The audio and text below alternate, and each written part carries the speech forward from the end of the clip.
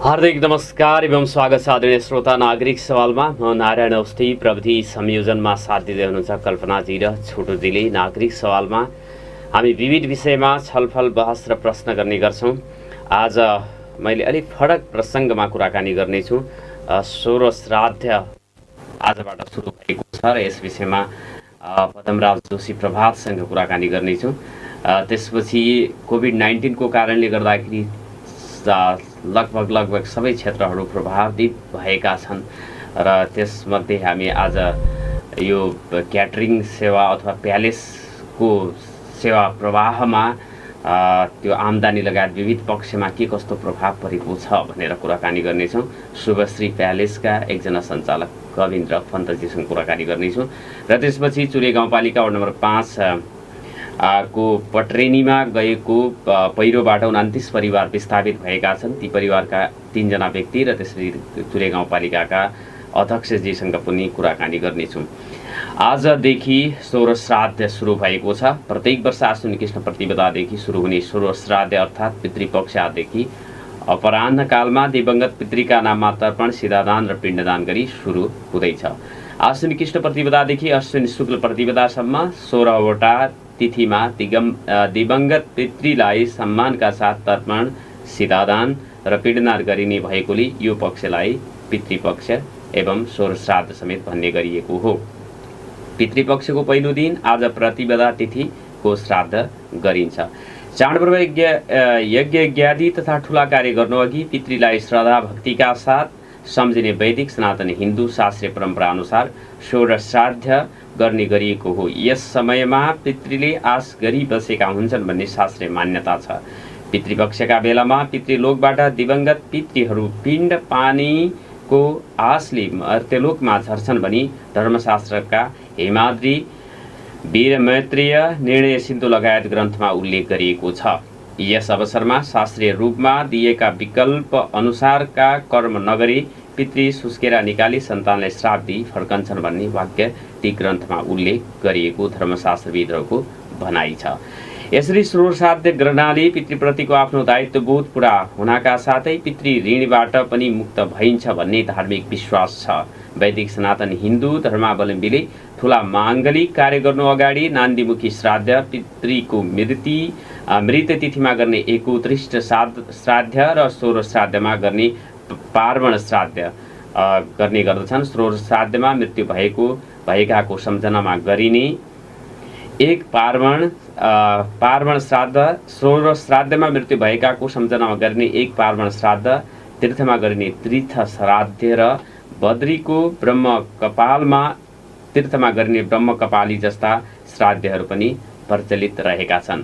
यो पक्षमा श्राद्ध नगर्दा अक्षम्य दोष लाग्छ भन्ने शास्त्रीय वचनका आधारमा श्राद्ध गर्ने गरिएको धर्मशास्त्रविद एवं नेपाल पञ्चाङ्ग निर्णायक समितिका अध्यक्ष प्राध्यापक डाक्टर रामचन्द्र गौतमले बताउनु भएको छ। सोह्र श्राद्ध अपराह्नमा गर्नुपर्छ भन्ने शास्त्रीय वचन रहेकोले पनि उनले बताए। यस अवसरमा उपत्यकाको उत्तरपूर्वी भेगस्थित गोकर्णेश्वर, उत्तरगया, नुवाकोट, रसुवाको सङ्गमस्थल बेत्रावती, देवघाट, त्रिवेणी लगायत तीर्थस्थलमा पनि पितृप्रति श्रद्धाका साथ श्राद्ध गर्नेको भिड लाग्ने गरिन्छ। सुदूरपश्चिमको गोदावरी धाममा पनि आजदेखि सोह्र श्राद्ध गर्नेहरूको सोह्र श्राद्ध गर्नेहरू जाने गर्नुहुन्छ। र यसै विषयमा सुदूरपश्चिमका चाहिँ यस धर्मशास्त्र र विविध विषयका ज्ञाता पदमराज जोशी प्रभातसँग हामी टेलिफोन सम्पर्कमा यस विषयमा गोदावरी तीर्थ धाममा यसपटक श्राद्ध गर्ने के कस्तो चाहिँ छ व्यवस्थापनको कुरा भनेर कुराकानी गर्नेछु। म उहाँलाई टेलिफोन सम्पर्कमा जोड्ने प्रयास गर्दैछु। पदमराज जोशी प्रभात गोदावरी धामसँग पनि संलग्न हुनुहुन्छ, साहित्यकार पनि हुनुहुन्छ र धर्मशास्त्रका ज्ञाता हुनुहुन्छ। उहाँसँग मैले गोदावरी धाममा हजुर यहाँलाई नागरिक सवालमा हार्दिक स्वागत छ। नमस्कार। आराम हुनुहुन्छ? हजुर, मैले यो 16 श्राद्धमा अरू वर्ष गोदावरी धाममा पनि त्यहाँ चाहिँ श्राद्ध गर्नेहरू आउनुहुन्थ्यो। यसपटक अब यो कोभिड-19 को कारणले गर्दाखेरि त्यो व्यवस्थापन गर्न सकिएको छ या छैन भनेर जानकारी माग्न खोजेको थिएँ यहाँबाट। अब हामीले त्यस्तो किसिमको प्रायोजित त कुनै पनि गरेका छैनौँ। अब त्यो गोदावरी धाम आफैमा एउटा पुण्य धाम हो। त्यहाँ अब सधैँभरि त्यहाँ मानिसहरू त्यहाँ पूजा गर्नको लागि चाहिँ गइरहेका हुन्छन् र अब यस बेला पनि योभन्दा अगाडि 16 श्राद्ध लाग्नुभन्दा पूर्व पनि विभिन्न किसिमका कर्म गर्ने मान्छेहरू गाउँ जाने क्रम रोकेको थिएन। अब आजबाट त 16 श्राद्धमा त्यो स्वतस्फूर्त रूपमा गइहाल्छ र गङ्गाजीमा स्नान गर्छन् र आफ्नो गुरु पुरोहितहरू लिएर श्राद्ध गरेर आउँछन्। यो त्यहाँ रोकिरहेन, हजुरको त्यो निरन्तर रूपमा रहिरहन्छ। हजुर, यो अब 16 श्राद्धमा मात्र होइन, अरू बेला पनि गोदावरी धाममा निरन्तर रूपमा यो श्राद्ध गर्नेहरू आइराख्नुहुन्छ। हजुर, हमेसा त्यो बेलामा पनि, किनभने घरमा जसले गराउन सक्दैनन् अप्ठ्यारो अवस्था, किनभने त्यो त मृत्यु संस्कार पनि गर्ने ठाउँ हो। मृत्यु संस्कार पनि गर्ने ठाउँ भएको हुनाले त्यहाँ त सधैँभरि अब त्यो मृत्यु कार्य पनि त्यही हुन्छ र त्यसपछि अब श्राद्ध गर्नको निमित्त व्रतबन्ध गर्नको निमित्त यो बेलामा पनि यहाँ अब घरमा बनाउन नसकिने भएको हुनाले धेरै मानिसहरूले, सैकौँ हजारौँ मान्छेहरूले त्यहाँ गरेर यो श्राद्ध गर्ने कामहरू गङ्गामा गएर निरन्तर रूपमा गङ्गाजीमा श्राद्ध गर्ने कामहरू निरन्तर चलिरहेको छ। हजुरको यो 16 श्राद्धमा पनि चलिरहन्छ। तर हामीले त्यहाँ जानेलाई भनेका छौँ, हाम्रो त्यहाँ गुरुकुल पनि छ, मानिसको सम्पर्कमा नआइकन अत्यन्त सुरक्षित गरेर सामाजिक दूरी कायम गरेर आफ्ना जो आस्थाहरू हुन्, जो विश्वासहरू हुन्, त्यसलाई अप्नाउनुहोस् भनेर भन्दाखेरि हामीले त्यो सकेसम्म चाहिँ त्यहाँ एकअर्कासँग सम्पर्क नहोस्। किन ठुलो फाँट छ, नदी छ, त्यो जानेर गएर पनि सुरक्षित तरिकाले चाहिँ आफ्नो तरिकाले गरेर आउन सक्छन्। अब एक ठाउँमा यस्तो घोलमाल भएर गर्नुपर्ने अवस्था छैन। ठुलो फाँट भएको हुनाले ठाउँमा गङ्गाजीको ठाउँमा गङ्गाजीको किनारमा जाने गएर श्राद्ध गर्ने हो। त्यसले खासै त्यस्तो समस्या पनि नपर्ला हजुरको। हजुर, यो कामको सिलसिला, जागिरको सिलसिलामा चाहिँ धनगढी अथवा आसपासको क्षेत्रमा भएका मान्छेहरूले गएर सजिलै सहजताका साथ श्राद्ध गर्न सकिनेछ। गोदावरीमा गुरुकुलमा भएका पण्डितजीहरूबाट गराउन सकिने अवस्था छ। त्यो हाम्रो चाहिँ गुरुकुल त्यहाँ छ। यदि कुनै पनि व्यवस्था छैन भने हामी आफ्नै सामान साधन स्रोतहरू जुटाएर पनि हामीले जानकारी हुनुपर्छ। हामी त्यहाँ श्राद्ध गराउँछौँ। जो कर्मचारी हुन्छन्, जसको घरमा घर छैन, जो डेरामा बस्नु भएको छ र यो प्रदेशको भ्रमणको क्रममा जो यता आउनु भएको छ, जो अहिले लकडाउन जस्तो परिस्थिति छ, यति बेला लकडाउनको कारणले यहाँ रोकिनु भएको छ, तर श्राद्ध सामान्यमा आइसकेको छ, त्यस्तो अवस्थामा पनि गोदावरीमा गइसकेपछि त्यहाँ उहाँहरूले आफ्नो निर्भीकताका साथमा त्यो काम गर्नुहुन्छ। त्यो मन्दिरमा गर्ने होइन, नदीको किनारमा गर्नुपर्ने भएको हुनाले त्यसले चाहिँ यो कोरोना सङ्क्रमणमा पनि त्यसले खासै केही प्रभाव पार्दैन। त्यो निरन्तर त्यस चलिरहन्छ र हामीले पनि त्यसलाई सघाउ गरेका छौँ।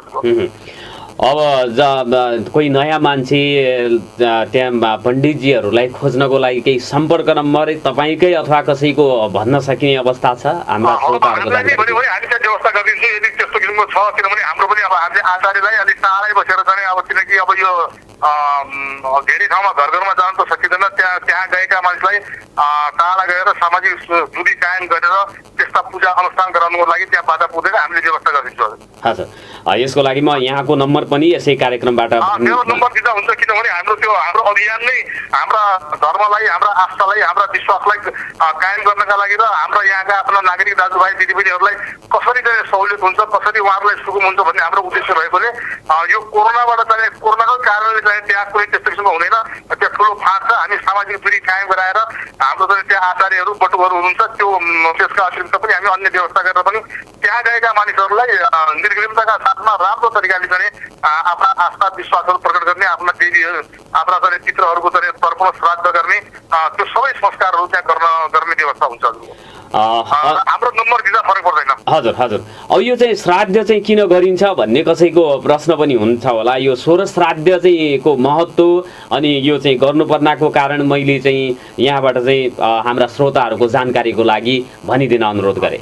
अब यो साह्रै अत्यन्त गम्भीर एउटा शास्त्रीय प्रश्न, जीवन र जगतका प्रतिको एउटा प्रश्न, जन्म मृत्यु र मृत्यु पश्चातको जो जीवन छ, म त्यसैमा अहिले केन्द्रित भएर एउटा अध्ययन नै गरिरहेको थिएँ। जन्म मृत्यु र मृत्यु पश्चातको जीवन, वास्तवमा यो तीनवटै कुरासँग यो चाहिँ सम्बन्धित छ।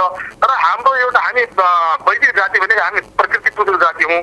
विशेष गरेर हामी प्रकृतिको पूजा गर्छौँ। योभन्दा पूर्व हामीले जब मालिकालाई पूजा गरिसकेपछि मालिका पश्चात हामीले दौराहरू पूजा गऱ्यौँ। त्यसपछि गएर त्यो सबै हामीले तिजहरू पढौँ र अब यसको पछाडि हामी तुरुन्तै नै अब दसैँ मनाउँछौँ। त्योभन्दा अगाडि हाम्रो जो हाम्रा पूर्वजहरू हुन्, ती पूर्वजहरूलाई हामी देवताकै रूपमा त्यसलाई चाहिँ हामी आस्था प्रकट अब जो योभन्दा पछाडि आउने दसैँमा जो ठुलो अनुष्ठान हुन्छ, दीपावलीमा अनुष्ठान हुन्छ, त्योभन्दा पूर्व हामी चाहिँ देवतालाई पूजा गर्छौँ। देवता पितृभेद छ, जो हाम्रो चाहिँ यो जो मन्त्र छ त्यो मन्त्रलाई चाहिँ देवता र पितृहरूलाई चाहिँ हामीले समान रूपले चाहिँ पूजा गर्ने हाम्रो आस्था गर्ने हुनाले कुनै पनि शुभ कर्म गर्नुभन्दा पूर्व हामी चाहिँ पितरलाई पूजा गर्छौँ। यसकारण त्यस पछाडि जति पनि हाम्रा देवी देवताहरूको चाहिँ जो पूजा हुन्छ, जो अनुष्ठान हुन्छ हिन्दू धर्ममा, हाम्रो वैदिक धर्म सनातन धर्ममा अब जो हामी चाहिँ शक्तिको पूजा गर्छौँ, त्यसपछि विभिन्न हाम्रा आफ्ना कुल देवताको पूजा गर्छौँ। ती सबैको पूजा गर्नुभन्दा पूर्वार्ध कर्ममा हामी चाहिँ यो पितृलाई पुजेर मात्रै अनि त्यसपछि प्रवेश गर्छौँ। हामी घरमा अनुष्ठान यज्ञ पुरै गर्दाखेरि पनि नान्तिको श्राद्ध भन्ने हुन्छ, हामी सत्यनारायणको पूजा लगाऊ या कन्यादान गरौँ या घरमा रुद्री पाठ गरौँ या कुनै पनि शुभ कर्म गर्नु भने सर्वप्रथम हामी चाहिँ श्राद्ध गर्छौँ, त्यसपछि हामी देवताको पूजा गर्छौँ। देवता पितृ महाएकी देव छ, नमो स्वाहाय स्वधाय नित्यमेव नमो नमो भनेर हामी प्रार्थना गर्छौँ। त्यसकारण त्यसको अंश भनेको यो देवता र पितृ समानका हुन् त। देवता देवलोक भन्दा पनि पितृलोक अझै माथि छ र देवता भन्दा पनि अझै चाहिँ महत्त्वपूर्ण पितृ भएको हुनाले पहिला पितृको पूजा नगरिकन देवताको पूजा गर्न त्यो फल पनि दिँदैन, त्यो सान्दर्भिक हुँदैन भन्नको लागि हामीले आफ्ना पुर्खाहरूलाई, आफ्ना ऋषिमुनिहरूलाई, आफ्ना पुर्खाहरूलाई र हाम्रो यो जीवन पद्धतिमा चाहिँ ल्याउने ठुला ज्ञानीहरू आचार्यहरू उहाँहरूलाई चाहिँ हामी तर्पण दिन्छौँ, उहाँहरूमा पिण्ड दिन्छौँ र त्यसपछि मात्रै अरू देवी देवताहरूलाई आहुति दिने, यज्ञ दिने, हवन गर्ने, यस्ता किसिमका आहुति दिने ती कामहरू हुन्छ। यसको अत्यन्त चाहिँ हाम्रो पूर्वीय जीवन दर्शनमा यसको धेरै ठुलो महत्त्व छ। पितृपक्षले श्राद्ध तर्पण गर्नाले पितृहरूलाई सम्झिने र उनीहरूले दर्शाएको मार्गमा अविचलित भई लाग्ने एउटा प्रेरणा पनि प्राप्त हुन्छ हामी मनुष्यहरूमा भन्ने हेतुले यो गरिन्छ, होइन? हो, यो किनकि हाम्रो जो हाम्रो संस्कार सिलसिलाबद्ध संस्कार हो, यो जीव यो त हाम्रो प्रकृति हो। हामी यो चराचर जगत जति पनि देखिन्छ यो प्रकृतिभन्दा बाहिर केही पनि छैन। यी रुखहरू, वृक्षहरू, ढुङ्गा, माटो, हामी जति पनि जीव बनेका छौँ पञ्चभौतिक तत्त्वबाट चाहिँ हाम्रो जीवनको निर्माण भएको हुन्छ र हाम्रो जीवनमा चाहिँ हाम्रो चाहिँ कुनै न कुनै तरिकाले किन हो टेर्दैको हुन्छ, गुणहरू हामीभित्र आएको हुन्छ। त्यो गुणहरूलाई आउमा हामीले गरेर संस्कृत प्रकृतिलाई बचाउने, यो पृथ्वीलाई मानव योग्य बनाउने, पर्यावरणलाई बचाउने र जसरी पनि सत्यम शिवम सुन्दरमलाई जो हाम्रो सामाजिक भावना हो त्यसलाई कायम गर्नको निमित्त, सुमधुर वातावरण बनाउनको निमित्त, प्राणी जगतलाई यो धरतीमा चाहिँ सुखमयपूर्वक बस्नको निमित्त हामीले यी सबै कार्यहरू गरेर हामी सबैको यो चाहिँ एउटा उद्देश्य के हो भने एउटा वातावरणलाई चाहिँ सुमधुर बनाइराख्ने। हामीले वेदलाई हेऱ्यौँ, हामीले उपनिषदलाई हेऱ्यौँ भने हामी यसैको सेवाभित्र हुन्छौँ।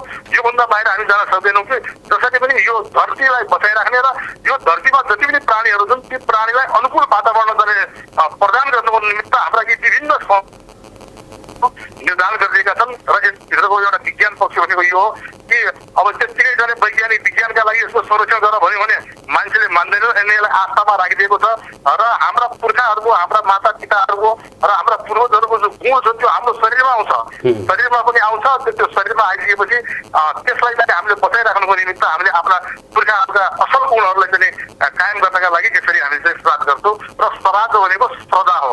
श्रद्धा प्रकट गर्ने, उहाँले गरेका राजा कर्महरूको अनुकरण गर्ने, अनुसरण गर्ने यही विधि प्रक्रियालाई निरन्तरता दिने उद्देश्यले त्यस्ता अनुष्ठानहरूको, संस्कारहरूको चाहिँ सिर्जना भएको हुन्छ। हवस् सर, जानकारीको लागि म हार्दिक धन्यवाद दिन चाहन्छु हामीलाई समय दिनुभएकोमा। हवस्, मलाई पनि चाहिँ अत्यन्तै एक्कासी यहाँले फोन गर्नुभयो, मलाई थाहा पनि थिएन, तथापि सतर्क भयो र सम्पूर्ण आदरणीय श्रोताहरूमा आजको यो पितृपक्षको उसमा हामी सम्पूर्ण पितृहरूको उद्धारका निमित्त कामना गर्दछौँ र यहाँहरू कुनै अप्ठ्यारोमा पर्नुभएको छ भने हाम्रो नम्बर अहिले त्यहाँबाट भनिदिनु होला, हामीसँग सम्पर्क। हाम्रो त्यहाँ गुरुकुल छ, हाम्रो आचार्यजी हुनुहुन्छ, हामी टाढाबाट यदि यहाँहरूले त्यस्तो जान कुनै ब्राह्मण तपाईँहरूले पाउनु भएको छैन, कुनै साधन स्रोतहरू पनि त्यस्तो पाएको छैन भने यो ठाउँको अभावमा या कुनै उसको चाहिँ यो व्यवस्थापनको अभावमा आफ्नो नित्य कर्म गर्न नछोड्नु होला। हाम्रो तहबाट गर्नु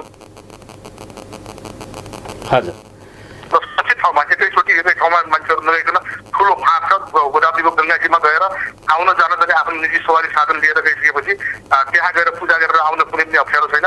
त्यहाँ हजारौँको सङ्ख्यामा आजबाट चाहिँ अब त्यहाँ सोह्र श्राद्ध सुरु भयो, हजारौँको सङ्ख्यामा मानिसहरू आइरहेका हुन्छन्, गइरहेका हुन्छन्, कसैलाई कुनै आपत्ति चाहिँ त्यस्तो पर्दैन र त्यहाँ नजिकै हाम्रो प्रहरीको पीठ पनि छ, त्यस्तो त्यहाँ गोदावरीमा चौकी पनि स्थापना गरिदिएको छ। कुनै अप्ठ्यारो पर्ने बित्तिकै त्यहाँ हाम्रो समितिका हाम्रा पदाधिकारीहरू त्यहाँ नजिकै हुनुहुन्छ र हामीलाई यदि हामीसँग सम्पर्कमा आयो कुनै पछिल्लै भन्ने बित्तिकै हामी हाम्रो तहबाट हाम्रो योग्यता क्षमताले हाम्रो समय परिस्थितिले भ्याएसम्मको सेवा गर्न हामी तत्पर छौँ।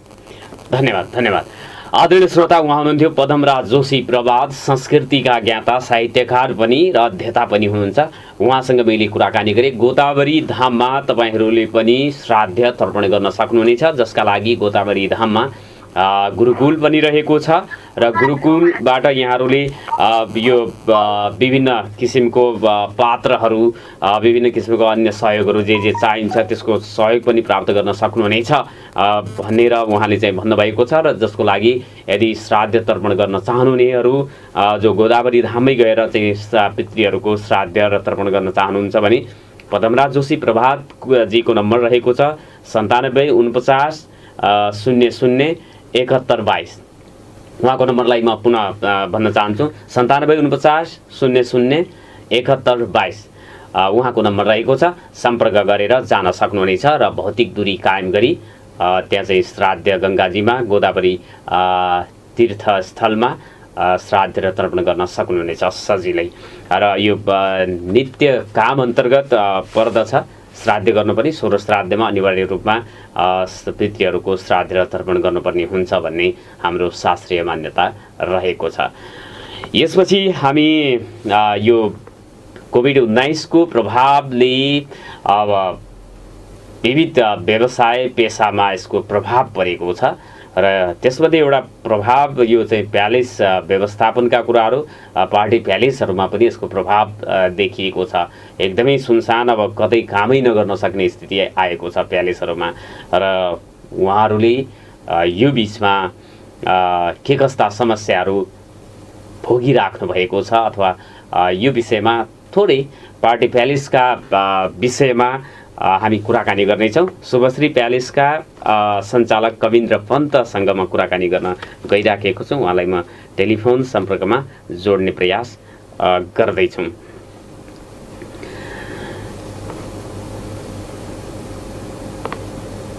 ओम प्यालेस का व्यवस्थापक कल्याण मोक्तानजीसँग पनि कुराकानी गर्ने प्रयास गरेको थिएँ। अब उहाँसँग सम्भव हुन्छ हुँदैन, तर शुभश्री प्यालेसका कविन्द्र पन्तजीसँग मैले टेलिफोन सम्पर्क स्थापित गर्दैछु आदरणीय श्रोता।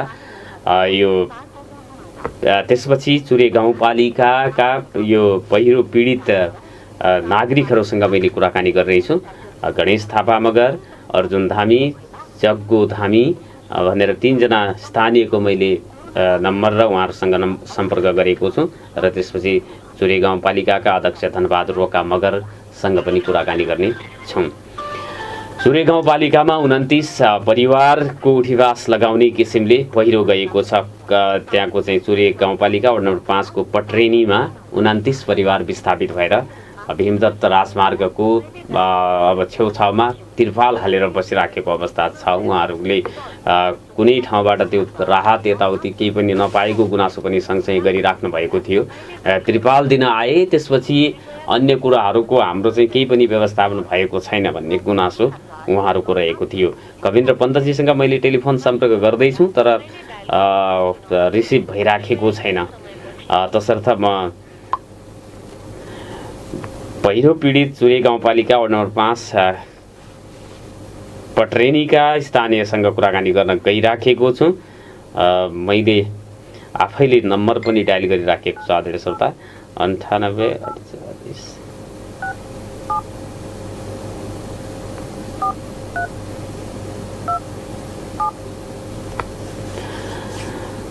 चुरे गाउँपालिकामा 29 घर परिवार विस्थापित भएको अवस्था छ। भीमदत्त राजमार्गको खानेडाँडादेखि अलि अगाडि उहाँहरू चाहिँ बसिराख्नु भएको छ। यो चाहिँ राहत लगायतका चाहिँ अब सरकारको तर्फबाट, स्थानीय सरकारको तर्फबाट हामीले केही पनि पाएनौँ भन्ने गुनासो उहाँहरूले गरिराख्नु भएको थियो। उहाँसँग कुराकानी गर्न गइराखेको छु। हामीसँग जोडिनु भएको छ चुरे गाउँपालिका। यहाँलाई नागरिक सवालमा हार्दिक स्वागत छ। दिनेश एमबाट म नारायण औषधी बोल्दैछु तपाईँसँग। हेलो सर, नमस्कार। नमस्कार नमस्कार, के छ, आराम हुनुहुन्छ? यो चाहिँ चुरे गाउँपालिका तपाईँको गाउँ पट्रेनीमा 29 परिवार विस्थापित हुने किसिमले पहिरो गयो। त्यसपछि तपाईँहरूको व्यवस्थापन हुन सकिराखेको छैन। सडक क्षेत्रमा बसिराख्नु भएको छ तिरपालमा। तिरपाल बाहेक अन्य कुराहरू हामीले केही पनि पाएनौँ राज्यको तर्फबाट भनेर गुनासो गर्दै हुनुहुन्थ्यो। त्यसपछि तपाईँहरूको समस्या के हो भनेर बुझ्न स्थानीय तहको सरकार, वडाका चाहिँ जनप्रतिनिधिहरू, गाउँपालिका लगायतका चाहिँ जनप्रतिनिधिहरू आउने तपाईँहरूको समस्या बुझ्ने काम गरेनन् कसैले पनि? सर कसैले गरेको छैन अहिलेसम्म त। वडा अध्यक्ष बनाएको छैन अनि हाम्रो गाउँपालिका अध्यक्ष बनाएको छैन, कोही बनाएको छैन सर अहिलेसम्म। यहाँ यो गुन्डा कृपाल चाहिँ हामीलाई दिएको छ यहाँ। अरू राहत भन्ने कुराहरू अरू हामीलाई चाहिँ बस्नको लागि अब यहाँ रोडको छेउमा बसालिएको छ। अब सरले पनि देख्नु भयो होला त्यो होइन? हिजो आएको थिएँ मैले देखेको छु तपाईँहरूको अवस्था। हजुर अनि पछि फेरि अध्यक्षले के भन्नुभएको छ कि सर अहिले अब घर कसका छन् त्यहाँ ऊ भएका होइन, जसका घर मात्र विहीन भएका छन् तिनलाई मात्र राहत दिने, अरूलाई नदिने भन्ने कुराहरू छन् सर। त्यही हुनाले अब यसको लागि हजुरले पनि अलिकति हामीलाई यसो किन्ने अध्यक्षहरूलाई तिनलाई चाहिँ भनिदिनु पर्यो भन्ने हो सर। अब के गर्ने यस्तो सक्यो रे जनप्रतिनिधि। अब सरकार त हामी तपाईँ सबैको हो होइन, कर तिर्नुहुन्छ, यो चाहिँ नागरिक उत्तरदायी सरकार हुनुपर्ने हुन्छ। स्थानीय तहको सरकारले के भनिराखेको छ? तपाईँहरू चाहिँ 29 परिवार सबै विस्थापित हुने अवस्था, बस्नै नसक्ने अवस्था भएर त त्यहाँ विस्थापित भएर बसिराख्नु भएको छ। त्यहाँभित्र पनि अब घर भत्किएकाहरूले मात्रै पाउँछ, जसको घर अब भत्किएको छैन भनेको नभत्किएकोले पाउँदैन भन्न खोजेको हो नि, या के भनेका अध्यक्षले? त्यो अरू अब के भन्यो त्यही भन्ने कुराहरू गऱ्यो भन्ने कुरा सुन्दै सर मैले पनि हिजो साँझतिर यतातिर है। गाउँपालिकाको अध्यक्षले गर्नुभयो कि वडा अध्यक्षले गर्नुभयो? वडा अध्यक्षले भनेको छ भन्दाखेरि गाउँपालिका अध्यक्षले त हामीलाई त अब यिनी जो पोलिटेक्निकल जो पिडहरू छन् नि हो तिनलाई त राहत पाइसक्यो भनेर भनेको छ भन्यो अरे सर। अब त्यो अब खाली उठ्यो भनिसकेको छ, हामीलाई यहाँ दिएको छैन सर केही चिज पनि।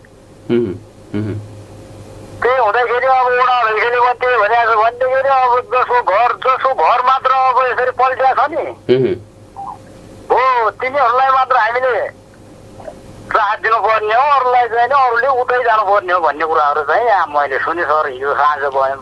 यो तपाईँहरूको गाउँमा पहिरो चाहिँ के कारणले गयो त्यसको पनि केही अध्ययन गरेको छ स्थानीय पालिकाले? किन गयो भनेर चाहिँ भनेको छ? माया सर त्यो कसैले कोहीले त भन्यो भन्ना त। कसरी गयो तपाईँहरू आफ्नो अनुभव पनि होला नि, पहिला गएन यसपालि पहिरो जानुको पछाडि त्यहाँ केही अब त्यो उत्खननहरू खन्ने काम भयो कि रोड खनेर गएको हो भन्ने कुराहरू पनि आएको छ। डोजर लगाएर रोड खन्ने र त्यसपछि पहिरो गयो भन्ने छ, त्यस्तै भएको हो? होइन सर त्यो रोड त यसपालि खन्ने होइन, त्यहाँ रोड खन्ने अगाडि हो त्यो हाम्रो गाउँमा त पोहोर साल नै खनिएको हो रोड त। त्यही त पोहोर साल खनिएको अनि यसपालि पहिरो गयो। हजुर बरु हो त्यो भइरहेको अब मलाई थाहा छैन सर है। अब रोड चाहिँ गाउँमा पोहोर साल नै खनिएको हो त्यो यसपालि खन्ने खनाल तर अगाडि खन्ने सर है, यसपालि गाउँभन्दा अगाडि। त्यो हुनाले अब त्यो रोडले गयो कि अब त्यो खै सर त्यो मैले केही अनुभव पाउन सकेको छैन अब यसमा। त्यो त अब सबैले त्यो कसरी गयो भन्ने कुरा भन्न पनि नसकिने अवस्था हो, तर अहिलेलाई तपाईँहरूको व्यवस्थापन कसरी गरिदियो भने चाहिँ सजिलो हुन्थ्यो भन्ने तपाईँहरूको बुझाइ छ? अहिले सर अब हाम्रो सोच के छ भने अब हामीलाई अब यहाँ हामीलाई अहिले के भनिएको छ भने गाउँपालिकाले र वडाले हो है हामीलाई यहाँ रोडको छेउमा चाहिँ बसालेको। तर हाम्रो सोच के छ भने सर अब कहाँ यसो बाइचान्स हामीलाई यसो जङ्गलतिर कुनै ठाउँमा यसो बस्नलाई चाहिँ हामीलाई यसो उ गरिदिएपछि राम्रो हुन्थ्यो भन्ने लागिरहेको छ सर। अब यहाँ रोडको छेउमा त बस्न दिन्न नि क्या हो, यहाँ रोडको छेउमै पनि मानौ अब यतैतिर पनि बस्न दियो भने हामीले अरू त केही नै सर। अब यसो आफ्नो व्यवसाय केही न केही गरेर अब घर परिवार यसरी बनाउन भन्ने सोच पनि लागिरहेको सर लागेन त। अब यहाँ खालि रोडमा बसेर न हामीलाई के राहत छ सर न केही छ न हाम्रो पनि केही न केही व्यवसाय छ होइन। अब केही पनि छैन सर, त्यही हुनाले अब परिवार अब केटाकेटी अब कसरी पाल्ने के गर्ने भन्ने हिसाबले हामी पनि धेरै भइरहेका छौँ कि सर यहाँ। निकै अप्ठ्यारो अवस्थामा हुनुहुन्छ। धामीजी म तपाईँसँग कुरा गरिसकेपछि त्यहाँ गाउँपालिकाका अध्यक्ष धनबहादुर रोका मगरजीसँग कुराकानी गर्ने प्रयास गर्नेछु। हामीलाई चाहिँ समय दिनुभयो कुराकानी गर्नको लागि, यसको लागि म धन्यवाद दिन चाहन्छु यहाँलाई। हजुर हजुर हुन्छ सर, हुन्छ ल त सर ल। हस् आदरणीय श्रोता, उहाँ हुनुहुन्थ्यो जग्गोधामी चुरे गाउँपालिका वार्ड नम्बर 5 पट्रेनीका 29 परिवारमध्ये जुन चाहिँ पहिरो पीडित हुनुहुन्छ उहाँको परिवार पनि एक हो र सडक छेउमा टहराहरू त्रिपाल हालेर बसिराखेको अवस्था छ। त्रिपाल हालेर बस्नै बाहेकको कुरामा स्थानीय पालिकाले केही पनि सहयोग गरेको छैन भन्ने उहाँहरूको गुनासो रहेको छ। यस विषयमा के छ त पहिरो पीडितहरूको लागि सहयोगको योजना भनेर मैले धनबहादुर रोका मगर चुरे गाउँपालिकाका अध्यक्ष हुनुहुन्छ, उहाँसँग म सम्पर्क गर्ने प्रयास गर्दैछु।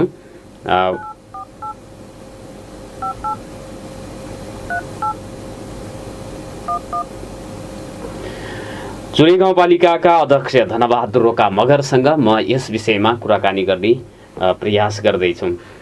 उहाँको टेलिफोन उठ्यो भने कुराकानी गर्न सकिन्छ। सम्पर्क गरिराखेको छु। सरकारी कागजात फिर्ते अभियोग लागेका यातायात कैलालीका कर्मचारीसहित 5 जना कारागार चलान भएका छन्। अध्यक्षजी, नागरिक सहलमा हार्दिक स्वागत छ। तपाईँ दिनेश एफएमको नागरिक सहलमा जोडिनु भएको छ। नमस्कार। नमस्कार। आराम हुनुहुन्छ अध्यक्षजी? म यता छु हजुर, निगाली साइडतिर। ए निगालीमा हुनुहुन्छ। मैले अब अध्यक्षजीसँग थोरै कुराकानी गर्न चाहिँ समय मागे। यो चाहिँ चुरे गाउँपालिकाको वडा नम्बर 5 पट्रेनीमा पहिरो गएर 29 परिवार विस्थापित भएका छन्। तपाईँहरूले अब वडा कार्यालय र गाउँपालिकाले हामीलाई रोडमा चाहिँ बस्नको लागि चाहिँ त्रिपालको व्यवस्था त गर्यो। त्यसपछि अब बाँकी व्यवस्था के हुन्छ, अन्य राहतका कुराहरू पनि पाएनौँ। त्यसपछिको योजना पनि गाउँपालिकाले के बनाइराखेको छ केही पनि जानकारी छैन भनेर त्यहाँको स्थानीयहरूले भनिराखेको अवस्था भर्खरै मैले कुरा पनि गरेको थिएँ। उहाँहरूको चाहिँ व्यवस्थापनको योजना कहिले बन्छ, के गर्दै हुनुहुन्छ भनेर मैले यहाँलाई उहाँहरूको तर्फबाट जिज्ञासा राखेँ। हजुर, धन्यवाद। अब हामीहरूले अहिले त्यहाँ उहाँबाट गाउँ नजिक पनि बस्ने कहीँ यस्तो ठाउँ नपाएर हामीले बाध्य भएर रोड सडकको छेउमा राखेका हौँ, अलिक सुरक्षित ठाउँमा। र उहाँहरूको लागि तत्काल बस्ने व्यवस्था गर्न नसके पनि हामीले गाउँपालिकाले सम्भाव्य राख्ने ठाउँहरूको खोजिरहेको छ। त्यो अब त्यो निर्णय गरिसके हामी प्रदेश सरकार र सङ्घीय सरकारसँग उहाँहरूलाई बसोबासको लागि अनुरोध गर्ने र हामी पनि लागि पर्ने भनेर गाउँपालिकाले अस्ति भर्खरै मात्रै हामीले 15 गतेको बैठकमा निर्णय गरेर अब त्यो निर्णयहरू लगेर हामी प्रदेश सरकारमा जाँदैछौँ हामी आज भोलि नै। भनेपछि 29 परिवारको सुरक्षित वासस्थानको लागि व्यवस्थापन गर्नुपर्छ भन्ने निर्णय गरेर त्यो निर्णय कार्यान्वयन गर्नको लागि सहयोग माग्न प्रदेश सरकार कहाँ आउँदै हुनुहुन्छ तपाईँहरू? हजुर हजुर, एकदम हामीहरूले मात्रै अब त्यो वनको नियम कानुनसँग एक्कासी अब त्यो कहीँ त्यस्तो नम्बरी जग्गा पाउने कुरो भएन। कहीँ एउटा खाली चौरहरू त्यस्तो ठाउँमा उहाँलाई अस्थायी रूपमा भयो भने बसोबासको लागि अहिले त रोडको छेउमा त्यतिकै राखेका छौँ। अब 1 महिनाको लागि होला, 1.5 महिनाको लागि होला, वर्षा हुन्जेल त्योभन्दा पछि पनि उहाँहरूको बस्न सक्ने स्थिति छैन गाउँमा। त्यस्तै त्यो 5 नम्बर मात्र होइन, 6 नम्बर 4 नम्बरका पनि केही घरहरू त्यस्तै छन्। अब त्यो सबैको व्यवस्थापनको लागि हामीहरूले यो चाहिँ पहिरोबाट पीडितहरूको एकिन तथ्याङ्क तपाईँहरूले लिइसक्नु भएको छ र उहाँहरूको एकमुष्ट व्यवस्थापनको लागि व्यवस्थापन गर्नुपर्छ भन्ने पनि निर्णय गरिकन त्यसको पहलमै हुनुहुन्छ। केही पनि गरेको छैन भन्ने कुरा होइन, गर्दै हुनुहुन्छ। एकदम हजुर गर्दैछौँ। हामीहरूलाई पनि चिन्ता छ। उहाँहरूको यस्तो त्यो अब त्यो त्रिपालको बास भनेको एकदम अप्ठ्यारो हो। उहाँहरूको गाई बाख्रा छन्, हरेक कुरा छन्। अब तिनीहरूलाई पनि व्यवस्थापन गर्न सडकमा बसेर उहाँहरूको जीवनयापन गर्न गाह्रो हुन्छ र यसका लागि के तुरुन्तभन्दा तुरुन्त यिनको व्यवस्थापन गर्नु पर्यो। हामीहरू पनि आफू लाग्नु परेको छौँ र प्रदेश हुँदै अनि सङ्घीय सरकारले पनि निर्णय गर्नु पर्ला। त्यसको लागि हामी एकदम पहलमा लागेका छौँ। स्थानीय गाउँपालिकाले सक्दो पहल गर्छ र त्यहाँको चाहिँ अध्यक्षजीले वडा अध्यक्षजीले भनेअनुसार जसको घर लडेको छ ढलेको छ उहाँहरूको मात्र व्यवस्थापन हुन्छ, जसको घर चाहिँ बाँकी छ उहाँहरूलाई त केही पनि गर्न सकिँदैन भन्ने खालको कुरा गर्नुभयो भनेर भन्नुभयो। अब पुरै सिङ्गो गाउँ चाहिँ पहिरोबाट जोखिममा छ भने त त्यहाँ जसको घर नढलेकोलाई पनि त बस्न गाह्रो होला नि। उहाँहरू पनि त्यो चाहिँ लाभग्राहीभित्र पर्नुहुन्छ कि के छ? त्यो हामीहरू त्यो 29 घर परिवार 29-30 घर परिवारको उहाँहरूको त्यो गाउँमा बस्न सक्ने स्थिति छैन। अब त्यो घरै नढले पनि अब त्यो पुरै गाउँ सरेको छ, अहिले नढले होला, त्यो भविष्यमा त्यो ढलिहाल्छ, त्यो ढलेकै मान्नुपर्छ र उहाँहरूको सम्पूर्ण व्यवस्था गर्नुपर्छ भनेर हाम्रो पहल भइराखेको छ। अब अन्तमा एउटा प्रश्न गरे अध्यक्षजी, अब यो बिचमा त्रिपाल दिनुभयो, सडक किनारमा पनि बसाइदिनु भएको छ, त्यसपछि अब के खालान् भन्ने कुरा चाहिँ अलिकता त्यहाँ चाहिँ दाल चामल लगायतको राहतको व्यवस्थापन पनि भइदिएपछि सुनमा सुगन्ध हुन्थ्यो भन्ने आशय त्यहाँको चाहिँ तपाईँको नागरिकको रहेको छ। एकदम हामी तत्कालको लागि हामीले सल्लाह गरेर यही बैठकदेखि तत्काललाई 25 किलो चामल अनि दाल तेल नुनहरू दिने भनेर हामीले वडालाई जिम्मा दिइसकेका छौँ। अब उहाँहरू पाउनुहुन्छ। भोलि पर्सि आज नै पाउने अवस्था छ, त्यसको लागि निकासा भइसकेको छ। एकदम सामान्य राहतहरू अब सधैँको लागि त होइन, तत्कालीन राहतको लागि हामीले त्यो वडालाई त्यो अथोरिटी दिइसकेका छौँ। भनेपछि उहाँहरूले वडा कार्यालयमा जनप्रतिनिधिहरू सम्पर्क राख्नु परेको छ। उहाँहरू मार्फत जान्छ, तिनीहरू हामी गाउँपालिकाबाट हो त्यसको भुक्तानी त अहिले तत्काल अब उहाँ उठाउँदै गर्नुहोस् भनेर हामीलाई अधिकार दिइसकेका छौँ। भनेपछि यो विषय तपाईँले बिर्सनु भएको छैन, त्यसको लागि प्रयासरत हुनुहुन्छ, यसरी बुझ्नु पर्यो कुरा। हजुर हजुर। हवस् अध्यक्षजी, समय दिनुभयो, धन्यवाद छ यसको लागि। धन्यवाद धन्यवाद धन्यवाद हजुरहरूलाई पनि, हजुरको रेडियो कार्यक्रम हजुर सम्पूर्णलाई धन्यवाद। मेरो व्यक्तिगत रूपले गाउँपालिका तर्फबाट धन्यवाद छ समय दिनुभएकोमा। हवस् हवस्। आदरणीय श्रोता, धनबहादुर रोका मगर चुरे गाउँपालिकाका अध्यक्ष हुनुहुन्थ्यो र उहाँले गाउँपालिकाले अब हाम्रो चाहिँ त्यहाँको स्थानीय तपाईँहरू हामीलाई सुनिराख्नु भएको छ भने अध्यक्षजीको कुरा सुनिसक्नु भएको छ होला।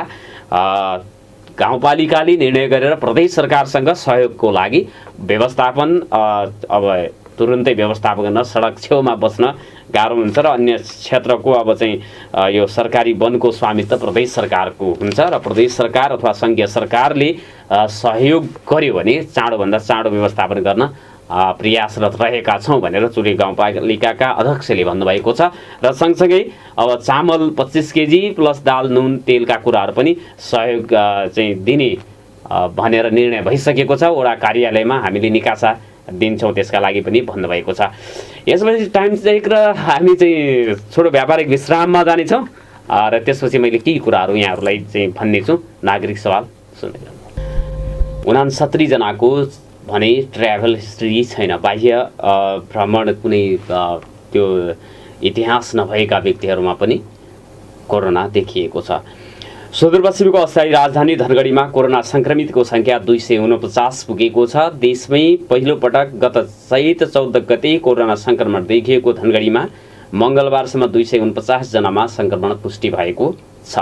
उनीहरूमध्ये 69 जनाको भने ट्राभल हिस्ट्री नभएका सङ्क्रमित रहेका छन्। धनगढी उपमहानगरपालिकाको स्वास्थ्य शाखाले यो कुरा जनाएको छ। जुन सङ्ख्या यो ट्राभल हिस्ट्री नभएको चाहिँ सङ्क्रमितको सङ्ख्या कुल सङ्क्रमितको चाहिँ प्रतिशत निकाल्ने हो भने 32% हुन आउँछ। जनस्वास्थ्य निरीक्षक लक्ष्मीराज उपाध्यायका अनुसार ट्राभल हिस्ट्री नभएका एक सङ्क्रमितको मृत्यु भइसकेको छ। मङ्गलबार मात्र 6 जनामा कोरोना सङ्क्रमण पुष्टि भएकोमा 4 जनाको ट्राभल हिस्ट्री देखिएको छैन। ट्राभल हिस्ट्री नभएका सङ्क्रमितमा स्थानीय व्यापारी, शिक्षक, स्वास्थ्यकर्मी, प्रहरी, बैंक तथा वित्तीय संस्थाका कर्मचारी, सरसफाइ कर्मी, कानुन व्यवसायी र केही सर्वसाधारण रहेको स्वास्थ्य शाखाले जनाएको छ। उपमहानगरपालिकाका अनुसार धनगढीका सबै वडामा कोरोना फैलिएको छ। वडा नम्बर 1 मा 9 महिला र 18 पुरुष गरी 27 जना, वडा नम्बर 2 मा 3 महिला र 6 पुरुष गरी 9 जना, वडा नम्बर 3 मा 6 महिला र 15 पुरुष गरी 21 जना, वडा नम्बर 4 मा 7 महिला र 10 पुरुष गरी 17 जनामा सङ्क्रमण पुष्टि भएको छ।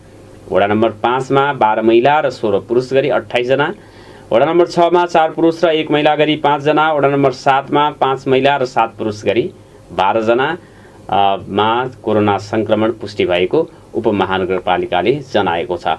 वडा नम्बर 8 मा 3 महिला र 4 पुरुष गरी 7 जना, वडा नम्बर 9 मा 3 महिला र 6 पुरुष गरी 9 जना, वडा नम्बर 10 मा 3 पुरुष र वडा नम्बर 11 मा 3 महिला र 5 पुरुष गरी 8 जना सङ्क्रमित रहेको उपमहानगरपालिकाले जनाएको छ। यस्तै वडा नम्बर 12 मा 14 महिला र 24 पुरुष गरी 38 जना, वडा नम्बर 13 मा 4 पुरुष, वडा नम्बर 14 मा 12 महिला र 13 पुरुष गरी 25 जना, वडा नम्बर 15 मा 2 महिला र 4 पुरुष गरी 6 जनामा सङ्क्रमण पुष्टि भएको छ। वडा नम्बर 16 मा 3 पुरुष, वडा नम्बर 17 मा 1 महिला र वडा नम्बर 18 मा 8 महिला र 10 पुरुष गरी 18 जना र वडा नम्बर 19 मा 4 महिला र 3 पुरुष गरी 7 जनामा संक्रमण पुष्टि भएको छ। धनगढीको कुरा मैले भने यहाँहरूलाई धनगढी उपमहानगरपालिकामा 249 जनामा कोरोना पुष्टि भएको छ हिजोसम्म र 69 जनाको कुनै यात्रा विवरण नभएको अवस्था छ। उहाँहरू अब कोही शिक्षक, वकिल, त्यसपछि व्यापारी, स्वास्थ्यकर्मी, बैंक तथा वित्तीय संस्थामा काम गर्ने र केही सर्वसाधारणहरू पनि रहेका छन् भनेर धनगढी उपमहानगरपालिकाको स्वास्थ्य शाखाले बताएको छ। यसपछि म तपाईहरूको फोनको प्रतीक्षा गर्छु। 091410216 को लाइन श्रोताहरूको लागि खुला रहेको म जानकारी गराउन चाहन्छु। तपाईहरूको फोन आयो भने त्यसलाई मैले इन्टरटेन गर्नेछु, यदि आएन भने मैले आफ्नो निर्धारित समयभन्दा कि अगाडि नै आज कार्यक्रमलाई छुट्याउनु पर्ने अवस्था रहेको म जानकारी गराउन चाहन्छु। केही कुराहरू, केही जिज्ञासा, केही टिप्पणीहरू, केही विचारहरू यदि भन्नु छ भने यहाँहरूले 091410216 मा अहिले नागरिक सवाल मार्फत भन्न सक्नुहुनेछ भनेर म अनुरोध गर्न चाहन्छु, जानकारी गराउन चाहन्छु। 091410216 हाम्रो स्टुडियोको टेलिफोन नम्बर रहेको छ, त्यसमा यहाँहरूले फोन कल गर्न सक्नुहुनेछ। 091410216 को लाइनमा म प्रतीक्षारत रहेको जानकारी गराउन चाहन्छु र सँगसँगै केही त्यस्तो अपडेटहरू छ भने म यहाँहरूलाई अवगत गराउने प्रयास पनि गरिराखेको छु। सुदूरपश्चिमका स्थानीय तहमा डोजर चालकलाई इन्जिनियर बनाएपछि पहिरोको जोखिम बढेको छ। मापदण्ड विपरीत निर्माण गरिएका सडकले वर्षेनी जनधनको क्षति भइराखेको छ र पहिरो र बाढीको समस्या जुन बढिराखेको छ त्यसको पछाडिको एउटा कारण जथाभावी सडक खन्नु पनि रहेको छ र सडक खन्ने कुरामा डोजरको प्रयोग हुँदाखेरि भूस्खलन हुने कुराहरू पनि भइराखेका छन्। जङ्गलको बीचबाट सडक लैजाने अनि त्यसबाट काठ तस्करी पनि गर्ने अनि भूधरातललाई पनि विकृत बनाउँदै विकास निर्माणका गतिविधिहरू खास गरेर सडकमा एकदमै ध्यान केन्द्रित गरेको अवस्था छ स्थानीय तहको सरकारहरूले र जसबाट स्थानीय तहकै जनप्रतिनिधिहरूका डोजर रहेका छन्। उनीहरूले नै कमाउने, उनीहरूले नै बजेट विनियोजन गर्ने र उनीहरू अब चाहिँ पहाडमा नबस्ने अवस्था, उहाँहरू चाहिँ नबसेको पनि त्यो पैसा पनि उनीहरूकै खल्तीमा जाने र धन र जनको क्षति पनि त्यहाँको नागरिकहरूको हुने र एउटा चाहिँ सडक मात्रै सबथोक हो भन्ने किसिमको एउटा बुझाइ पनि त्यो निर्माण गर्ने काम स्वयं जनप्रतिनिधिहरूले गरिराखेका छन्। सडक खन्नुपर्छ तर त्यो योजनाबद्ध तरिकाले खनिनुपर्छ। जथाभावी खन्दाखेरि त्यसले विविध पक्षहरूमा नराम्रो असर पार्छ भन्ने कुरा देखिएको छ। यो चाहिँ देशैभरिको अवस्था भनेको स्थानीय तहको सरकार गठन गरिसकेपछि भएको सबैभन्दा ठुलो क्रान्ति भनेको सडक क्रान्ति हो र सडक क्रान्तिको कारणले गर्दाखेरि यो पहिरोका जोखिमहरू, बाढीका जोखिमहरू, बस्ती बगाउने कुराहरू चाहिँ भइराखेको अवस्था छ। यति भन्दै आजको बसाइएको निर्धारित समयभन्दा केही अगाडि नै म यहाँहरू माझबाट बिदा माग्न चाहन्छु। प्रविधि संयोजनमा साथ दिनुहुने कल्पनाजी र छोटुजीलाई धन्यवाद दिन चाहन्छु र हामीलाई सुनिदिनु भएकोमा तपाईहरूलाई पनि म हार्दिक धन्यवाद दिन चाहन्छु। अब टेलिफोनको घन्टी सुने मैले कार्यक्रम अब के गर्ने बिदामा मैले निर्धारित समयभन्दा केही अगाडि नै बिदा माग्छु भनेर भनिसकेको अवस्थामा तपाईँहरूको फोन कल अलि ढिला आएको छ। प्रविधि संयोजनमा साथ दिनुहुने दुवैजनाले धन्यवाद दिँदै पुनः मैले धन्यवाद दिएँ र आजको नागरिक सवालबाट म नारायण अवस्थी पनि बिदा माग्छु। नमस्कार, शुभ दिन।